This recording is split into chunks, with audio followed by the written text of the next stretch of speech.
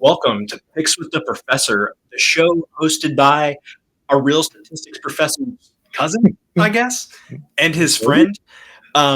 Yeah, you're not seeing things wrong, people. It is Picks with the Professor without the professor. There have been over 800 shows on this here channel, and this is the first one not to feature the professor himself. So, Jake, I have to ask you, how does it feel to be a part of history here today? Look, I always knew if I was going to be in history, it'd be as a substitute teacher. So here I am. Okay. There I am, just subbing in. There you go. There you go. We are both the ultimate super subs today. The professor enjoying some well-deserved time off. If you're with us on Dub Club, you may be saying, "Is he really taking time off?" I promise you, he is. He's still making the picks, posting, and everything, but enjoying his time off. So definitely glad that he could spend some time to get away. This is truly an inmates running the asylum situation. So this could completely go off the rails. But I'm sure that it will still be fun and informative for everyone. So as you can see, we've got a recap here of the season so far. Week 6, pretty good, slightly up overall in the green for the season, just about any way that you slice it. So a good week last week, good start to the season so far. Some crazy upsets this past week. So Jake, first of all, do you have any thoughts about what we saw week 6 last week? I'm just happy you're proud to wear your colors right now, because I am ashamed of mine. That was a pitiful performance, but going positive on a week that was just as bonkers as last weekend was, with everything under the moon going crazy and going the opposite way people thought, still coming ahead of the curve is a pretty impressive feat. Yeah, any college football survivor polls, I'm sure got wrecked last week if you were in such a thing. And honestly, I think those big upsets saved us a little bit, because the rest of the week was really ho-hum. There were a lot of teams taking buys.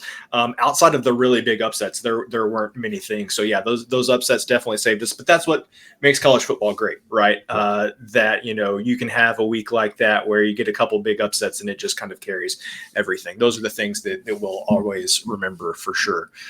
So with that said, we will go ahead and get into this week's picks. But first, just a couple of reminders. On the screen right now, you can see all of the ways that you can join us on Dub Club to get access to all of the information that the professor and team provide. Most importantly, promo codes for both honor roll and top plays picks. This will be well worth the money, people. I highly recommend going in, getting the baseball playoffs, getting the college football, NFL picks. Jake, college basketball, I'm sure you could probably tell us, is going to be here sooner than we think. Yeah. It's just a couple weeks away. Yeah, man. Can't believe that we're saying that. So utilize those promo codes. Join us over there on Dub Club for all of the picks and statistics that your heart could desire over the next few weeks. And just some reminders in general on Sideline. This is a player-based model. We are projecting average games, but in one game, who knows what could happen. Even if we pick winners 55% of the time, those are going to lose 9 out of 20 times. And boy, let me tell you, anything is a good bet at the right price, and we have an example of that for you today. So stick around for that. Jake may have a little bit of heartburn with one of the games that we're going to talk about. And the model gives A, B's, and C's. We add the plus. So, Jake, you ready to roll with picks for this week? Yeah, let's do it. Let's get it. Okay. So want to say there is midweek college football this week. Pause this show right now. Get over to the Dub Club. We have a pick for a Tuesday night game. So we're not going to be covering that here on the show, but that's over at Dub Club. Go join. Get that pick for the Tuesday night game. We're going to start the show talking about a Thursday night game, Thursday, 7 p.m. Eastern time, Memphis at South Florida. Memphis coming off a bye.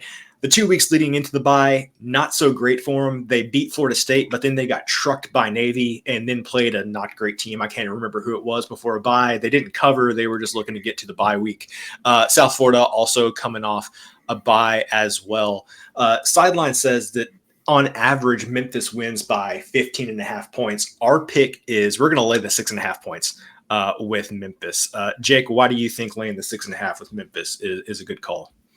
Like I've not been too up on Memphis, but I know one thing: Sideline has nailed them almost every. It feels like almost every game this year. So I'm fully back at that. I mean, got the big plus money win with the against over Florida State, hit and then faded them against Navy. And I mean, I don't know if you can really count the Navy game as we go farther in the season against them because Navy looks unreal. And how is this not talked about more? It's a little off topic, but Navy and Army might be playing back-to-back weeks. Oh, yeah. Everything goes right for a playoff spot. Yeah. I talked about it. I think I'm yelling into the void, but yes, it's getting more and more likely with every passing week at this point. Which is just crazy. But yeah, no, I think Memphis is the right side here, especially under a touchdown. South Florida, I've got a lot of respect for Golish. I think he was a huge part of the 22 run that Tennessee had, and it just quite hasn't happened there in South Florida. I mean, they hang around in games, and then it's like the fourth quarter comes, and they just don't quite have the gas, and they get blown out, or there's a quarter or something there, and they just lose it. Yep. Yeah, so you've seen good things from both teams this season with Memphis beating Florida State and South Florida hanging in there with Alabama for a few quarters, but then you've also seen some bad things for both teams. Starting quarterback for South Florida is questionable, Byron Brown. If he's not able to go, that's part of the reason why I like this play. If he ends up being out, I bet this crosses over, goes to 7.5, and we got even more value there. So, I definitely think Memphis is the right side here. I think they are just too good, and even though it's on the road on a weeknight, they're in a different league than South Florida, in my opinion. All right, so moving on to the next game. We've got a Friday night game here for you, 10:30 Eastern, Arizona State at Utah. Utah coming off a bye, Arizona State coming off that good win against Kansas at home there, scoring a touchdown with maybe under 2 minutes left to beat Kansas. I personally have been impressed with what I've seen from this Arizona State team. I thought they were going to be bringing up the back of the new Big 12. And I guess it's possible they still bring up the back of the Big 12 because who's bad in the Big 12? Houston's bad, probably. But they beat TCU. I mean, I don't know who the worst team is in the Big 12. I definitely don't know who the best team is in the Big 12. But Arizona State has definitely impressed me. Utah coming off the bye as well. And same old. Cam Rising is going to be a game time decision. If you've heard that before, it's because we've been saying it, I don't know, the last 20 straight weeks that involve college football. Cam Rising was a game time decision. We're on record here as saying we'll believe it when we see it, that he's coming back. So as you can see down here, Sideline actually thinks that Arizona State should be favored in this game. So our official pick is Arizona State on the money line at plus 140. And let me tell you, folks, since we made these picks, this line has moved to Arizona State plus 215 that I last saw. From what I have gathered, there is no news on Cam Rising. He is still a game time decision. There does not seem to be any major injury info for Arizona State. I have to guess that this line movement is based on Cam Rising might play. I don't know. But either way, Jake, why do you think that Arizona State at plus odds is a good play here? Well, I don't believe Cam Rising is going to play. Same. It's all smoke and mirrors, and I think that really downgrades Utah. Arizona State is, like you said, might be the back of the Big 12, but the back's not as far from the front as we originally thought coming into the year. And Utah on the road has not been great. I mean, historically not been great, and even this year it kind of keeps up with that. The defense is still good, still solid. The offense lags behind it.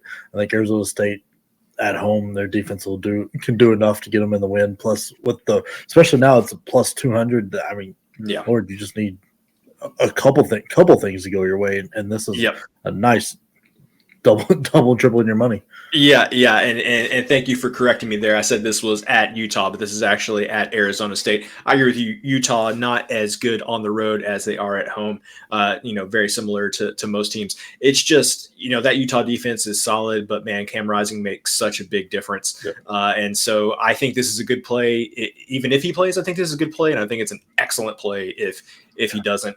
We had a similar situation last week with Boston College with their quarterback being questionable. He ended up playing, so we got good. Closing line value is not everything, but it generally means that you're doing the right thing. Makes you feel good. Yeah, and anytime that you can feel good when you're making plays like this, that's very valuable. So Arizona State. Honestly, Arizona State, anything plus odds, we got it at plus 140. It's now at plus 215. Anyway, slice it. Arizona State is a good play this coming Friday. All right, folks. Hold your nose here.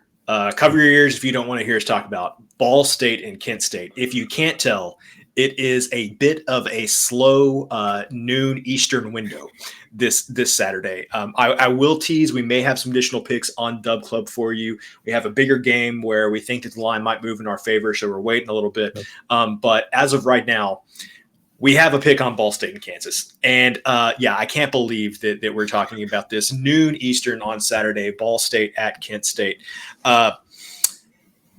As we have talked about on this show before, Kent State may be the worst team that Sideline has ever graded from a college football perspective.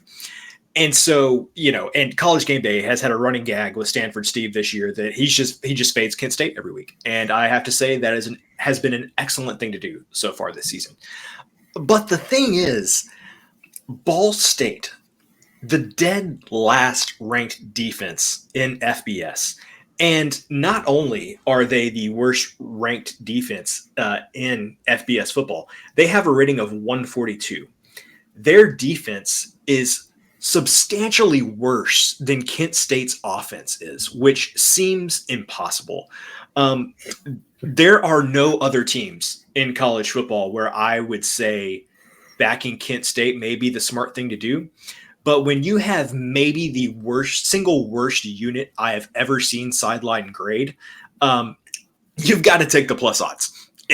is what I'm saying. So we think Ball State wins this game 58% of the time, but that still means that there is plenty of value at Kent State plus 180. That is our official pick.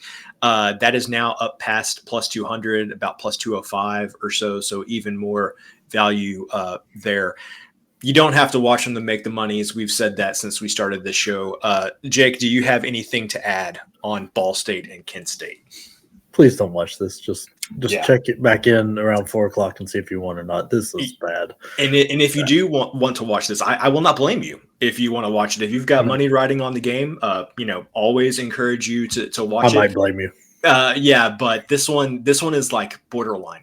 This reminds me of when I would be like watching college basketball over like Thanksgiving break and like some school in the Northeast that has 5 people in the stands. And, I'm watching some 18-year-old kid jack up a 3-pointer with 20 seconds left, hoping that the team can cover. So clearly I've been there. It's one of those that's just, both these teams have given up 70 plus this year, if I remember correctly. I don't know if it's that much. I know Ball State has given up. They're averaging giving up 49 points a game. Is what I know. Wow. So it's bad. That's average. Is 49. Not good. But this is a perfect reminder to shop around because when you have 2 terrible teams like this, I promise you the books are going to have some different spreads on this game, some different values on the money line, and you want to always have multiple books to shop around at. BetUS is definitely one that should be in your portfolio. BetUS, America's favorite sportsbook and casino. Live betting and racebook. We're celebrating 30 years with a historic offer. A 125% sign-up bonus on your first 3 deposits. Plus 10% gambler's insurance. Get started today. BetUS, where the game begins. Alrighty, next game that we're going to cover at 3:30 Eastern on Saturday, Purdue at Illinois. And these are 2 teams going in opposite directions. Purdue fired their offensive coordinator early last week, Graham Harrell, and shockingly did not make a difference. They gave up a bajillion points to Wisconsin and only scored 7. Looked very bad, seemingly looking worse every week. Illinois, a team that has just had absolutely everything go right for them so far this season. Brett Bielema doing Brett Bielema things. Probably not surprising. I think we all thought that he would get them to be at least a respectable team, maybe overperforming a little bit. maybe compared to what we expected, but nothing but good things so far for Illinois this season. Our official pick here is over 49.5. You can see that Sideline projects this game has on average 54.2 points. Jake, this was one of the picks that you thought was one of your favorites for the weekend. Tell us why that is. Like Purdue, maybe the problem was they had Graham Harrell calling the defensive plays. Maybe that was the issue. I don't know. Maybe they can't stop anything. And I mean, Wisconsin struggled to put together a competent game plan all year, and then they come in and throw up 50. So there's a good chance Illinois does this by themselves. Illinois is a very, very good team, very solid team. They're going to be able to do whatever they want, whenever they want, however they want. Purdue might get some garbage time points to help us out, and I think that's really what it comes down is Illinois have a big lead, pull back. Purdue gets us a score and a half, and gets us over the number because it's just crazy how bad Purdue is. And yeah, I agree. I do agree that Illinois is overperforming because quarterback's name escaping me. I want to say DeVito, but that's not right. That was a couple of quarterbacks ago. I'm blanking on his name too, but yeah. But he had like no turnovers, and then going into the Penn State game, so I feel like Illinois is that like Altmaier. Altmaier. There you go. The tier in between Penn's, like the big boys and the average. They're just on a level there in between those two, and they're going to be able to absolutely flex on the bad teams and get beat by all the good teams. Yeah, that's a pretty good comparison, I would say, because the Purdue is definitely a bad team. I'm like you. I'm surprised at Purdue's defense being this bad. Walter was supposed to be a defensive guy, and coming in here and having the number 128th ranked defense. It's rare that you see a Power 5, now Power 4, whatever we're calling the team, be that low in the ratings. Woof is what I've got to say about Purdue's defense. See, I would much rather watch Ball State and Kent State than watch this game because I just don't think there's going to be anything fun about this game. That other game could get just crazy out of control. This one is it is Maction. Yeah, well that is true. Any Maction can get a little bit crazy. So again, official play here over 49.5 because we think Purdue's defense is pretty dang terrible. All right, moving on to the next game here, and a big one that everybody is definitely interested in. Saturday, 3:30 Eastern, Texas and Oklahoma at the Cotton Bowl.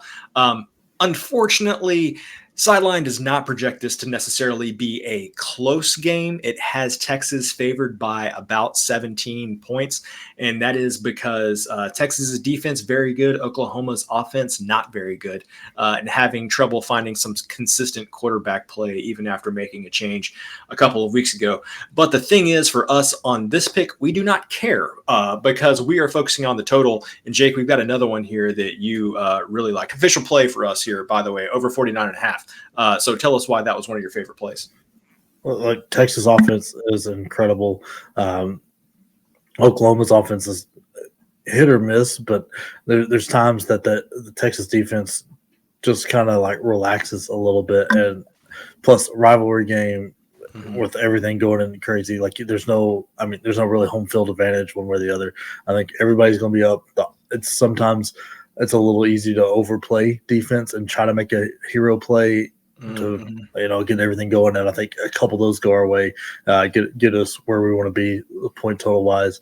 I don't think it's going to be necessarily close at the end, but I think there's going to be some moments where it gets real tense, especially probably right around halftime. But I think by the end of the game, Texas is moving out. But I mean, there's not many of these games that have been a low scoring affair. There's a reason for the nickname for this game for a while.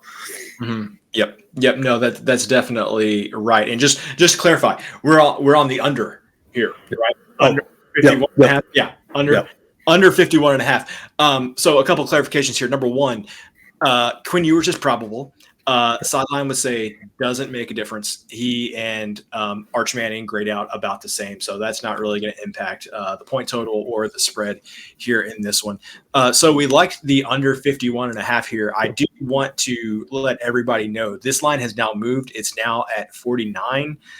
So you lose a little bit of value there at 51. But Jake, I assume we liked under 51.5. Really you're just losing the 51. I assume we would still like it at under 49.5. Yeah. 49 is my limit there. Okay. because seven scores feels right for me. Yep. I don't see it going too much past that because, like I said, I think Texas ended up flexing towards the end of the game, and Oklahoma's offense isn't there. Yep. I just think that if Oklahoma keeps this game close, it's got to be because it's low scoring. If Texas blows them out, Oklahoma may not score at all. And so I think there are a lot of ways this game goes under 49 points. All right. Our next game that we have got here, Saturday, 7 p.m. Eastern, Florida at Tennessee. Jake, I'm so sorry. So the Tennessee, of course, coming off the loss last week to Arkansas, which got, I don't know, fortunately or unfortunately for you, Jake, got completely overshadowed by Vanderbilt beating Alabama. This one got a lot less notoriety. Florida quietly demolished Mississippi State a few weeks ago, had a bye week, came out, looked really good against Central Florida. I was very low on this Florida team coming into the season.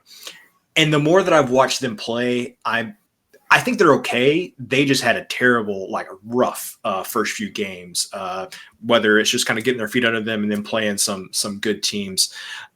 Sideline says that Tennessee wins this game by an average of 8.5. Our official play here, we are taking Florida plus the 16.5. And Jake, of course, being the Tennessee guy that you are, I have to ask, why are we taking the 16.5 points with Florida here? Tennessee's offense is way overvalued right now. Nico's the talent's there ish. Squirrel White, I'm hearing collarbone, so I doubt he's back. That hurts the receiving core a little bit. Brew McCoy was beat up there at the end. Easton going out hurts the defensive line, takes some depth from there.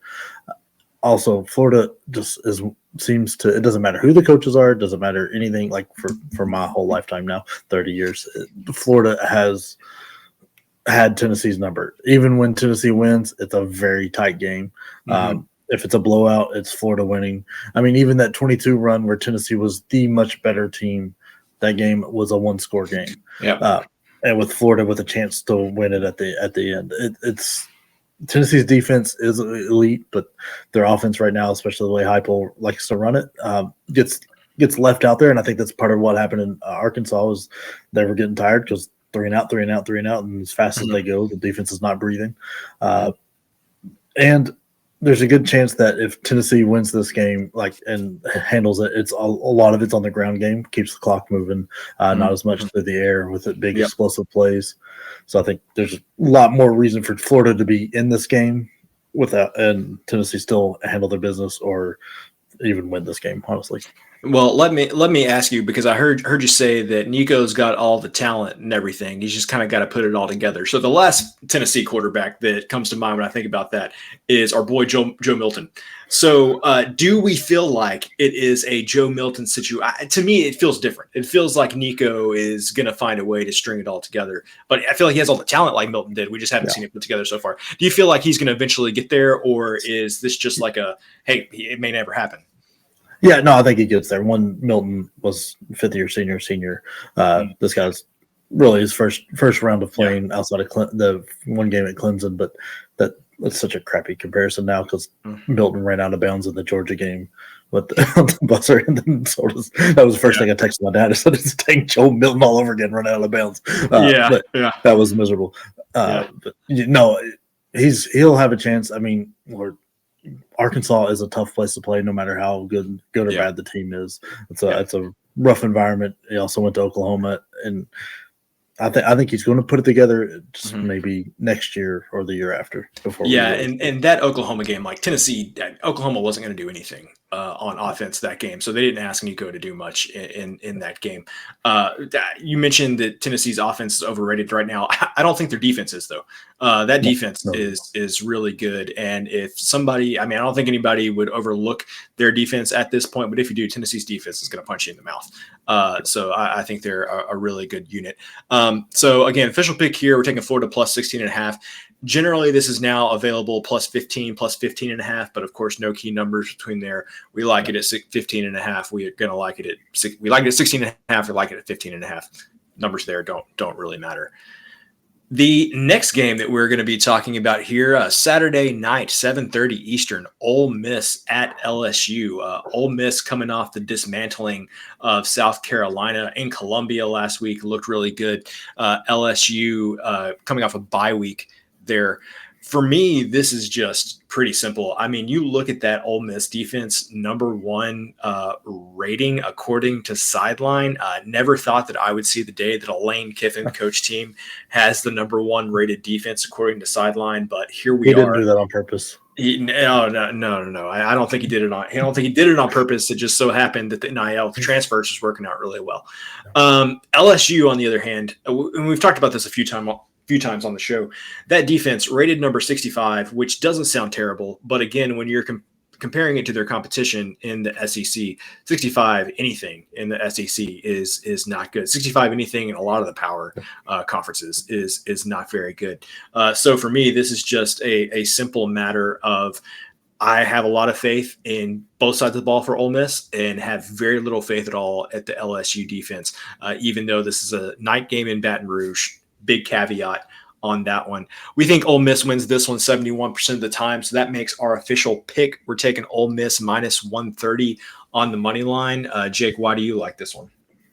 Look, I love this. I think Ole Miss got caught smelling their own farts with the Kentucky game, right? Like they were finding all the hype and got caught by a very physical and underrated Kentucky team. Kentucky is better than what they've put out there. They go through, they absolutely dismantle South Carolina, never in doubt. And I think it's going to be somewhat similar here. The LSU defense can't hold a candle to them. Their offense is not great, and I really don't like Brian Kelly as a coach. You can go back through a lot of his teams. I mean, just last year, look at some of these rookies that he had. He had Malik Neighbors and Brian Thomas Jr.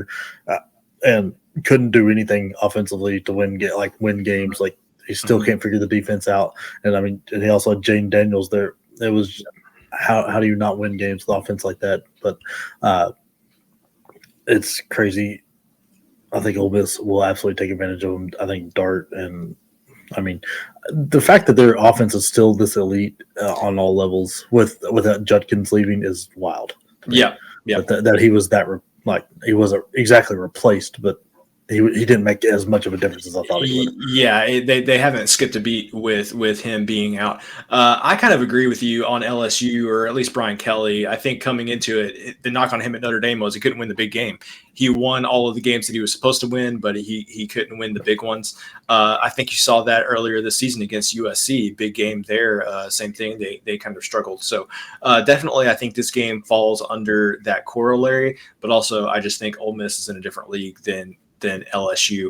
And maybe I would have more concerns about this if Ole Miss Kentucky hadn't kicked him in the teeth a couple of weeks ago. But I think Ole Miss got the wake up call that they needed. And, night game Baton Rouge, going to be close. I think that's another reason why we like, the money line as opposed to laying the points here. Yeah, I got all of our bases covered there. All right, so moving on to the game that I am most excited about this weekend. Saturday, 7:30 Eastern time, Ohio State at Oregon.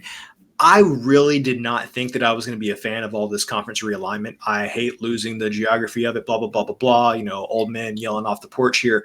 But I have to admit, I have been very much more excited than I thought I would be about some of these big conference matchups that we've seen that have been out of the ordinary so far this season. And this is definitely one of them. I mean, two really good teams. There's not much to say about this. Both teams really good on both sides of the ball. Last week, we had the under in both the Ohio State game and the Oregon game. Both of those hit for us, but we're not looking at the total this week. We are going to go with a side here, and our official pick is going to be Oregon plus 136. So, Jake, you can see here Ohio State wins this 55% of the time, but that means that there's plenty of value at Oregon plus 136. Why do we like Oregon in this one? I mean, cross-country travel is a big part of it too. That's just – I mean, when's the last time these guys played out west? Was just throws all your routines off. If you take out a Rose Bowl, I bet it's been a while since Ohio State has played a non-conference game, or excuse me, obviously never a conference game, but even a non-conference game on the West Coast. Yeah, and I'm not as big of a fan of Will Howard as everybody seems to be, and I think he's overperforming what I expected out of him. But I mean, this kind of goes to my next point. I cannot think of the receiver's name that is amazing that's getting overshadowed by Williams at Alabama. I think it's Smith. I think it's Jeremiah. Yeah, that dude is, yes, that's right. He is incredible. Yeah, but it's going to take more than that to beat Oregon. I mean, Ohio State really hasn't been truly played at a real football team yet, because I'm not high on Iowa. So this has been first real test going on the road way out there. I know Howard played Kansas State and all that, but I still think it's going to be just a big change going out to Oregon. And Oregon is, I think, being underrated because they've stumbled out of the gate. They didn't lose, but they looked so bad. And I think Gabriel is a tough guy. He wins games. He's good. He makes plays. He doesn't hurt you. I think there's going to be one play, one interception or something Howard is going to throw, or something's going to happen, and that's really where the game turns. And I'm willing to take plus odds for that one play to go Oregon's way. Yep, I agree. Like I think Ohio State should probably be favored in this game. Yeah.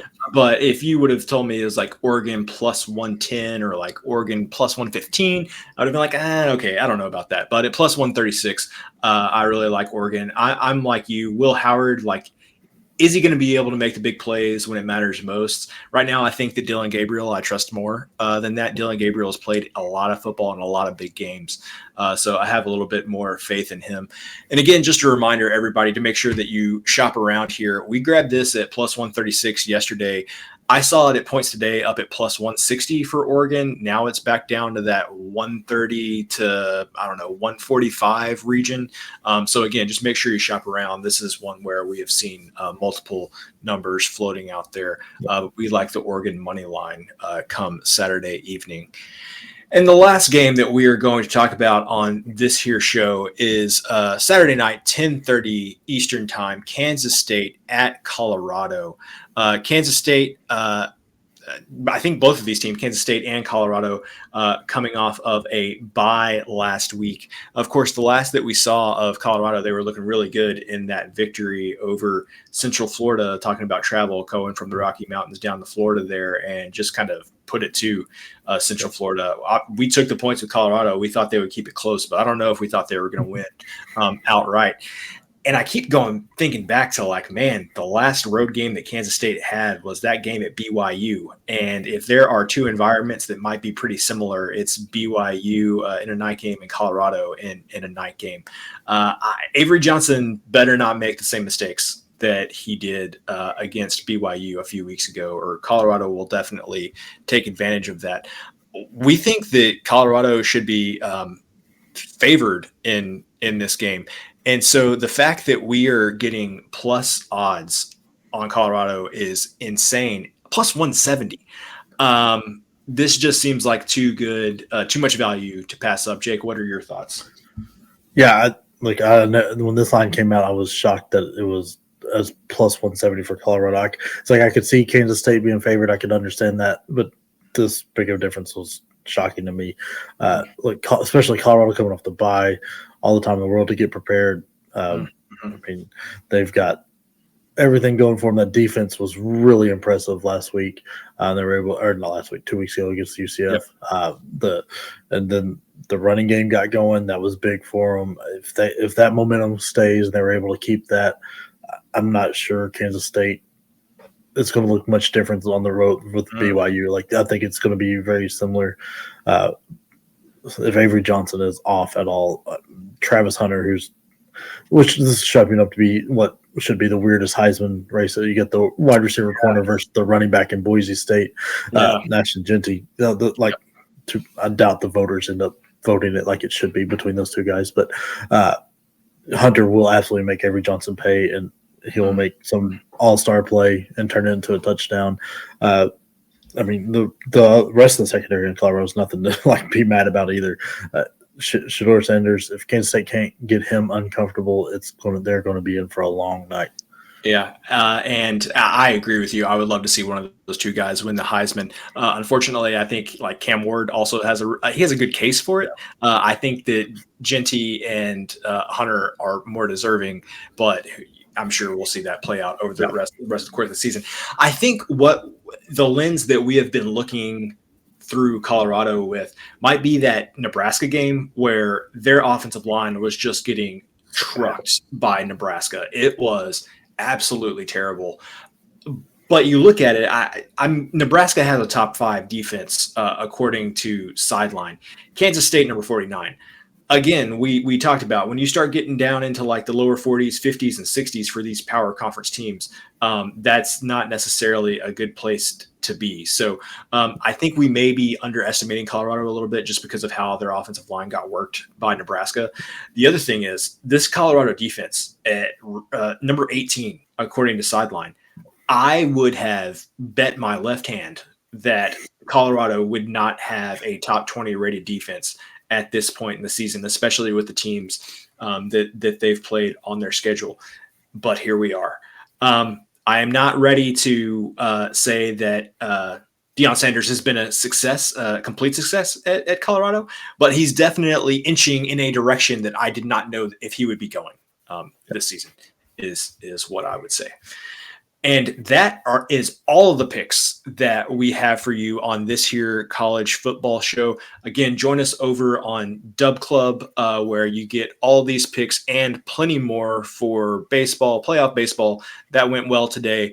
College football, NFL, all of those things. So, Jake, are there any final words that you want to leave our viewers with? No, I mean, Dub Club is where it's at. That is getting all the goodies there with the honor roll. But I recommend just, if you're questioning it, just try it out. Try it out for a month. Do the top plays right there. Use the promo. Get you a month for $2. If we can't make you at least 3 times that in a month, it's not going to work anyway. Work out long term for us anyway. But the top plays that'll get you hooked, and then I know you'll join the honor roll once you get all that information that you'll absolutely kill all throughout the year. I would agree with that. Once you get a little taste of it, you'll see that the full membership is definitely worth the price. I feel like we did okay for substitute teachers. I don't feel like we completely butchered anything except the final sign off. I'm sure that I will find a way to butcher the final sign off and tell you to bet your eating money. But maybe I won't. Maybe they'll invite us back to do this again. Maybe he'll say, "Hey, I can take another vacation," and they can, host a show. Who knows? Maybe there'll be an NFL show with just the two. Maybe. Who knows? We'll see. All right. Well, thank you all for joining us. Links in the show description for everything that we talked about today. And as always, you can eat your betting money, but please don't bet your eating money. Got it.